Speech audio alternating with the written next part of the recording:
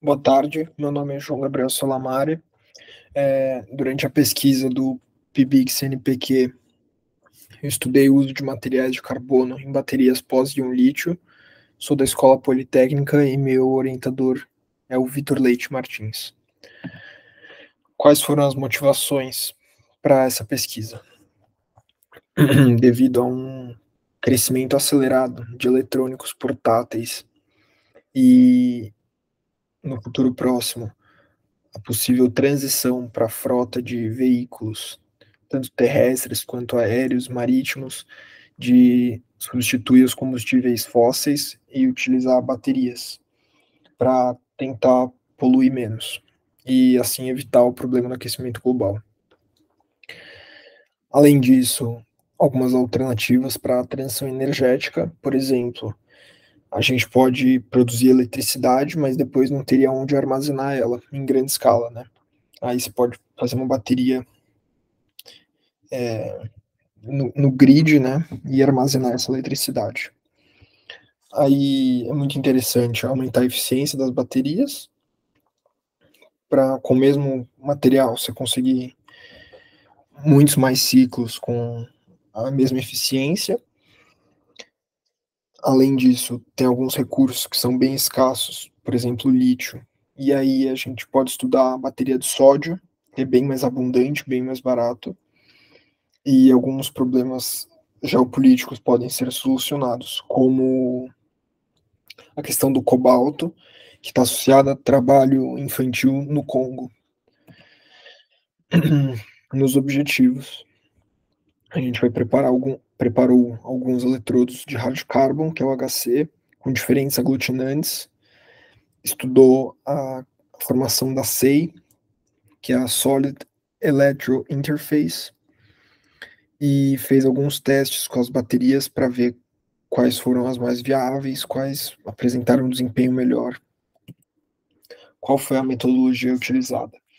Primeiro, para fazer a síntese do radiocarbon, a gente pega D-glucose, que é basicamente açúcar, coloca a 180 graus Celsius durante 12 horas com fluxo de argônio, depois seca ele numa estufa a vácuo, depois coloca ele a 1100 graus Celsius por 8 horas.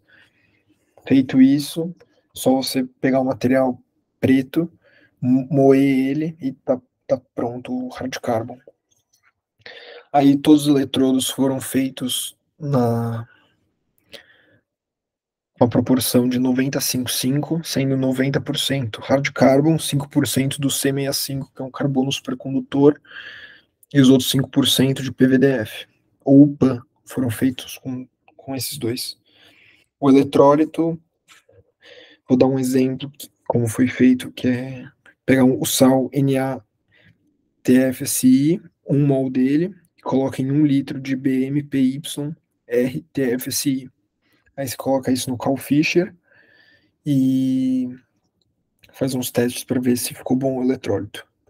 A montagem da célula, você tem que fazer a tinta, coloca na Dr. Blade para ficar uma tinta bem uniforme, depois seca ela, corta com esse cortador de discos, e depois tem vários testes eletroquímicos que você pode fazer também, para ver se a bateria ficou boa ou não.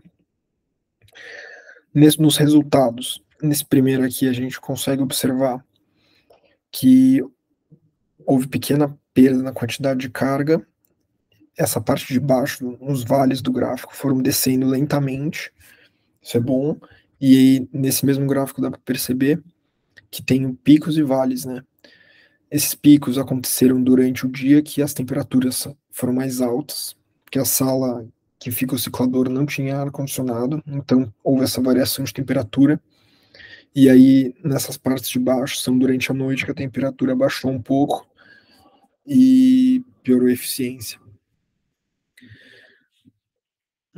Nesse gráfico de baixo, essa primeira linha verde, que vai mais longe, ela representa a formação da SEI, e depois essas linhas vermelhas da carga.